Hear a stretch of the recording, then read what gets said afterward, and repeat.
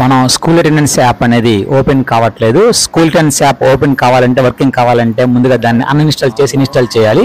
ఇక్కడ ప్రతిదీ కూడా కంపల్సరీ అలౌ ఆల్ మనం తీసుకోవాల్సి ఉంటుంది ఇక్కడ. సో అన్ని కూడా అలౌ చేస్తూ అలౌ ఆల్ పైన క్లిక్ చేసి ఇక్కడ యూజర్ ఐడి, పాస్వర్డ్ మనకి ఏవైతే ఉన్నాయో దానిని ఎంటర్ చేసి ఆ కింద ఉన్నటువంటి క్యాప్చా కోడ్ మనం కానీ ఎంటర్ చేసినట్లయితే ఖచ్చితంగా మనకి ఇది వర్కింగ్ లో ఉంటుంది.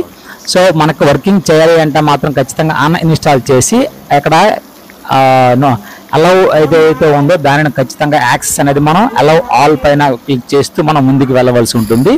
సో లాగిన్ పైన క్లిక్ చేసాము, యూజర్ ఐడి, పాస్వర్డ్ ఎంటర్ చేసి క్యాప్చా కోడ్ ఎంటర్ చేసి లాగిన్ పైన క్లిక్ చేస్తే ఖచ్చితంగా మనకు ఇక్కడ వర్కింగ్ లో ఉంటుంది. మనం లాగిన్ అయ్యాం. లాగిన్ అయిన వెంటనే ఇక్కడ మనం సింక్రనైజ్ చేయవలసి ఉంటుంది. ఎంప్లాయీ అటెండెన్స్ డేటా సింక్రనైజ్ చేశారు. సింక్రనైజ్ చేసిన తర్వాత మాత్రమే యాప్ అనేది ఓపెన్ అవుతుంది.